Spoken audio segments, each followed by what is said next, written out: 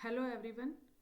आज का हमारा टॉपिक है अंतर्राज्य परिषद। हम संघ कार्यपालिका और राज्य कार्यपालिका और supreme court and high court कर चुके हैं।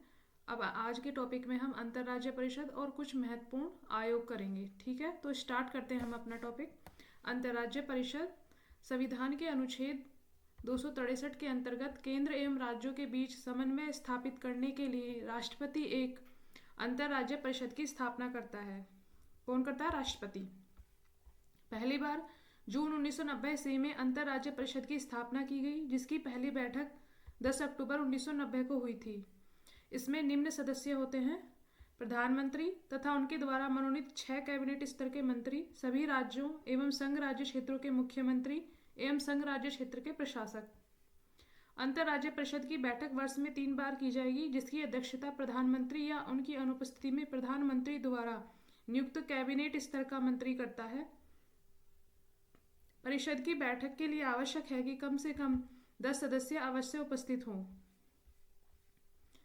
इसके बाद हम निर्वाचन आयोग करेंगे। निर्वाचन आयोग में संविधान के भाग 15 के अनुच्छेद 324 से 329 में निर्वाचन से संबंधित उपबंध दिया गया है। भारत निर्वाचन आयोग की स्थापना 25 जनवरी 1950 को हुई थी। यह एक स्थायी संवैधानिक निकाय है।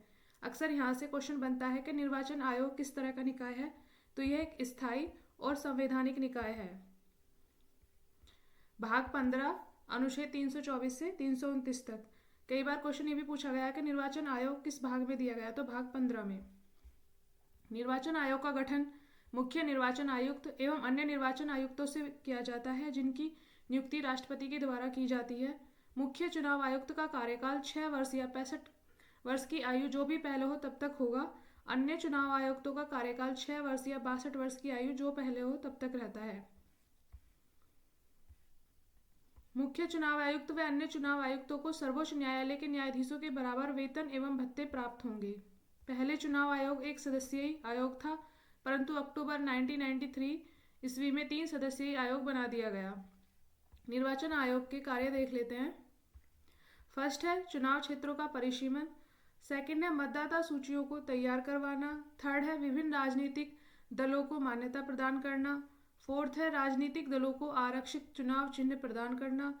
फिफ्थ है चुनाव करवाना। और सिक्स्थ है राजनीतिक दलों के लिए आचार संहिता तैयार करवाना। निर्वाचन आयोग की स्वतंत्रता के लिए जो संवैधानिक प्रावधान है वो देख लेते हैं।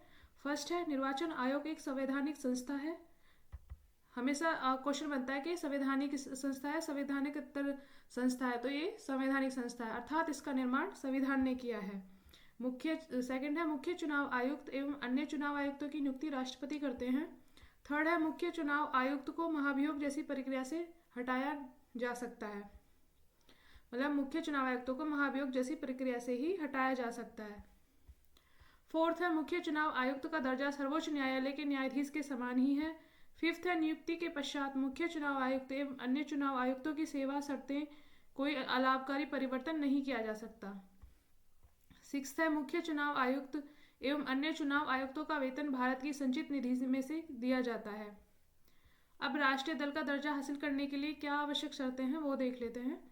फर्स्ट है पिछले आम चुनाव या विधानसभा चुनावों में संबंधित पार्टी के उम्मीदवारों को 4 या इससे अधिक राज्यों में कुल वैध वोटों में से 6% से कम वोट न मिले हो या पार्टी के 4 उम्मीदवार आम चुनाव अथवा विधानसभा चुनावों में जीते हों। एक बार फिर देख लेते हैं, ये इंपॉर्टेंट लाइन है, यहाँ से क्वेश्चन बन जाता है अक्सर। पिछले आम चुनाव या विधानसभा चुनाव से संबंधित पार्टी के उम्मीदवारों को 4 या इससे अधिक राज्यों में कुल वैध वोटों में से 6% से कम वोट न मिले हों, मतलब 6% वोट चाहिए, या फिर पार्टी के 4 उम्मीदवार आम चुनाव अथवा विधानसभा चुनाव में जीते हों। सेकंड देख लेते हैं, पिछले चुनाव में लोकसभा की 2% सीटों पर जीत हासिल की हो या कम से कम 3 राज्यों से संबंधित पार्टी के उम्मीदवारों ने जीत हासिल की हो। थर्ड है कम से कम 4 राज्यों से संबंधित पार्टी को राज्य पार्टी का दर्जा हासिल हो। अब लोक सेवा आयोग एवं राज्य लोक सेवा आयोग देख लेते हैं। भारत में 1919 ईस्वी में भारत सरकार अधिनियम के अधीन सर्वप्रथम 1926 में लोक सेवा आयोग की स्थापना की गई थी। लोक सेवा आयोग की स्थापना के लिए 1924 ईस्वी में विधि आयोग ने सिफारिश की थी। संघ लोक सेवा आयोग के अध्यक्ष तथा सदस्यों की नियुक्ति राष्ट्रपति द्वारा की जाती है। संघ लोक सेवा आयोग के सदस्यों की संख्या निर्धारित करने की शक्ति राष्ट्रपति को है। वर्तमान में इसकी संख्या 10 है। संघ लोक सेवा आयोग के अध्यक्ष एवं सदस्यों की नियुक्ति 6 वर्षों के लिए की जाती है। यदि वह 6 वर्षों के अंदर 65 वर्ष की आयु पूरी कर लेता है तो वह पद से मुक्त हो जाता है। राज्य लोक सेवा आयोग के अध्यक्ष तथा सदस्यों की नियुक्ति राज्यपाल के द्वारा की जाती है, परंतु इन्हें हटाने का अधिकार राज्यपाल को नहीं है। यह 2023 या फिर 2023 या 24 के क्वेश्चन पेपर में यूपीपीसीएस में यहाँ से क्वेश्चन बना था कि राज्य लोक सेवा आयोग के अध्यक्ष तथा सदस्यों की नियुक्ति राज्यपाल द्वारा की जाती है, इन्हें हटाने का अधिकार भी राज्यपाल को है, ऐसा उसमें पूछा था। परंतु इन्हें हटाने का जो अधिकार है वो राष्ट्रपति को है, राज्यपाल को नहीं है। राज्य लोक सेवा आयोग के अध्यक्ष एवं सदस्यों का कार्यकाल 6 वर्ष या 62 वर्ष की उम्र तक होता है। इन दोनों में जो पहले पूरा होता है उसी के तहत वे अवकाश ग्रहण करते हैं, परंतु उन्हें कार्यकाल के बीच उच्चतम न्यायालय की प्रतिवेदन पर तथा कुछ निर्हरताओं के होने पर संविधान के अनुच्छेद 317 के अंतर्गत राष्ट्रपति हटा सकते हैं। अब वित्त आयोग देख लेते हैं। संविधान के अनुच्छेद, ये भी इम्पोर्टेंट है, यहाँ से अक्सर क्वेश्चन बनता है कि किस अनुच्छेद में वित्त आयोग का उल्लेख किया गया है। तो अनुच्छेद 280 में वित्त आयोग का उल्लेख किया गया है। इसके गठन का प्रावधान है। वित्त आयोग के गठन का अधिकार राष्ट्रपति को दिया गया है। वित्त आयोग में राष्ट्रपति द्वारा एक अध्यक्ष एवं 4 अन्य सदस्यों की नियुक्त किए जाते हैं। भारतीय संविधान के अनुच्छेद 281 के तहत राष्ट्रपति वित्त आयोग की सिफारिशों को संसद के प्रत्येक सदन के समक्ष रखवाता है। यहाँ से भी क्वेश्चन बनता है कि वित्त आयोग की सिफारिशें संसद के समक्ष कौन रखवाता है, तो राष्ट्रपति। राज्य वित्त आयोग का गठन भारतीय संविधान के अनुच्छेद 243 जह के द्वारा किया जाता है। वित्त आयोग वित्तीय प्रशासन में पारदर्शिता सुनिश्चित करता है। अब वित्त आयोग के प्रमुख कार्य देख लेते हैं। फर्स्ट है, वित्त आयोग के द्वारा संघ व राज्यों के बीच करों की शुद्ध आगमों का वितरण और राज्यों के बीच ऐसे आगमों का आवंटन किया जाता है। सेकंड है, वित्त आयोग भारत की संचित निधि में से राज्यों के राजस्व में सहायता अनुदान को शासित करने वाले सिद्धांतों के बारे में बताता है। फिफ्थ है, राज्य वित्त आयोग द्वारा की गई सिफारिशों के आधार पर राज्य की नगरपालिकाओं और पंचायतों के संसाधनों की पूर्ति के लिए राज्य की संचित निधि के संवर्धन के लिए जरूरी उपाय करता है। ये फिफ्थ नहीं, थर्ड है, गलती से बाय मिस्टेक फिफ्थ लिख गया है। राष्ट्रपति के द्वारा वित्त आयोग को सुदृढ़ वित्त के हित में निर्दिष्ट कोई अन्य विषय सौंपे जाने पर वित्त आयोग अपनी सलाह देता है। अब अनुसूचित जातियों के लिए राष्ट्रीय आयोग देख लेते हैं। राष्ट्रीय अनुसूचित जाति आयोग एक संवैधानिक निकाय है। इसका गठन संविधान के अनुच्छेद 348 के द्वारा किया गया है।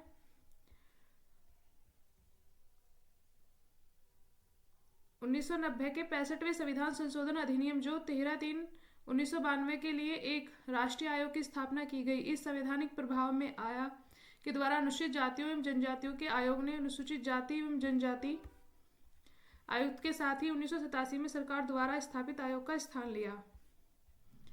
तो इसको 1990 के 65वें संविधान संशोधन द्वारा जोड़ा गया।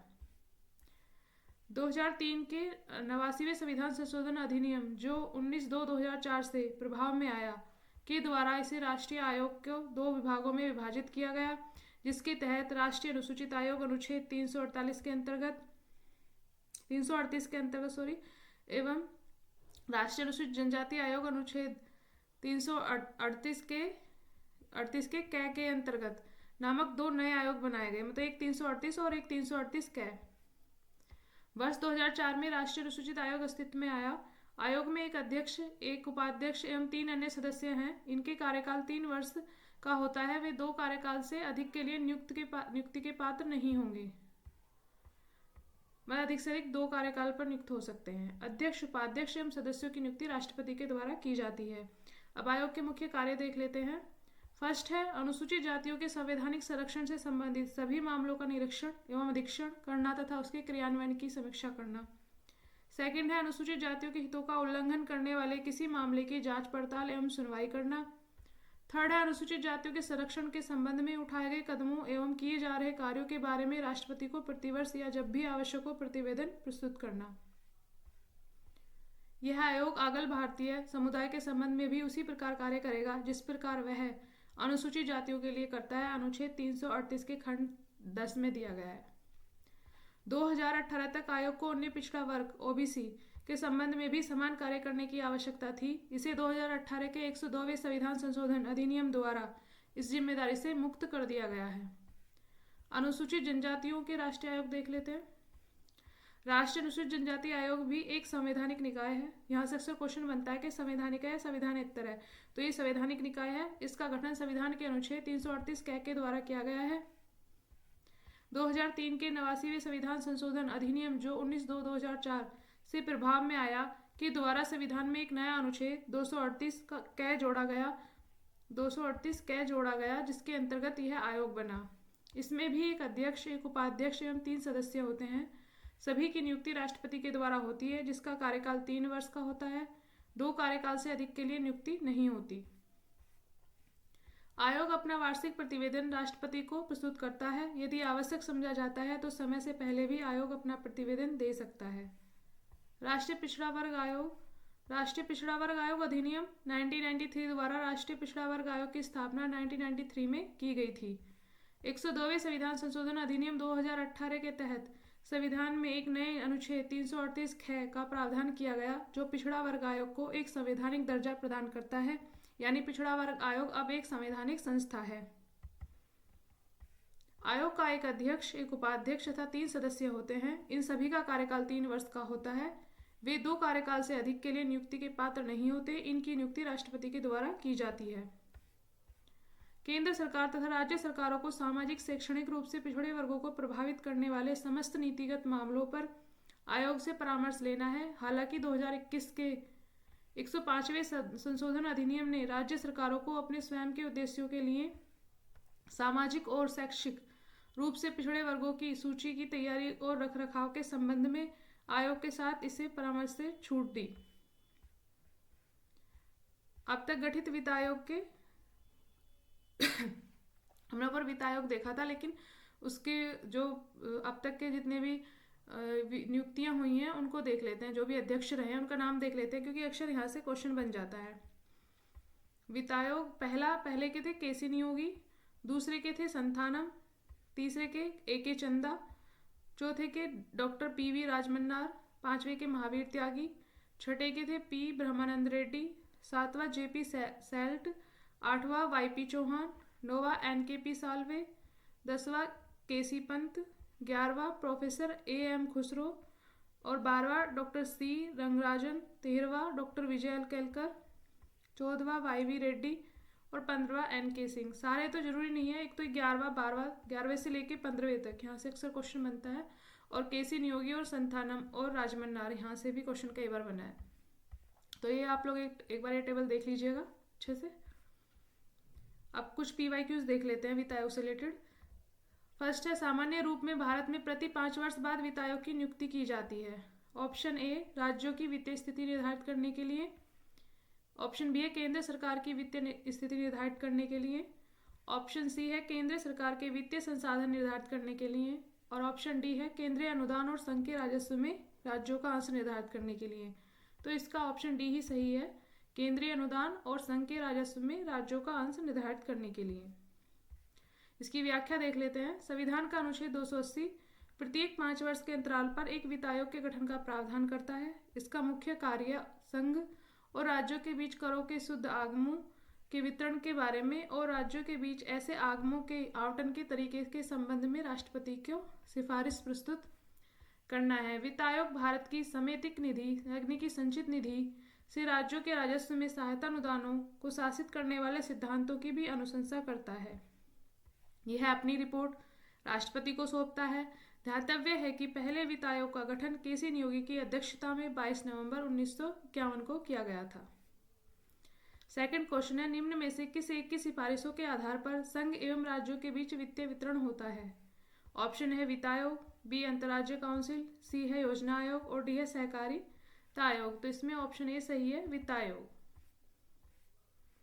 थर्ड है, केंद्र तथा राज्यों के मध्य वित्त का विभाजन निम्न में से किसकी संस्तुतियों के आधार पर होता है। तो अभी हमने ऊपर देखा, ऑप्शन सी सही है, वित्त आयोग। नेक्स्ट है, केंद्र व राज्यों के मध्य वित्त का बंटवारा किसकी सिफारिशों पर होता है। बार बार क्वेश्चन बना है, तो वित्त मंत्रालय वित्त आयोग। ऑप्शन सी सही है इसमें, वित्त आयोग। नेक्स्ट है, 12 वित्त आयोग के अध्यक्ष कौन थे। ए.एम. खुसरो, के.सी. पंत, मोन्टेग सिंह और सी. रंगराजन। तो इसमें ऑप्शन डी सही है, सी. रंगराजन।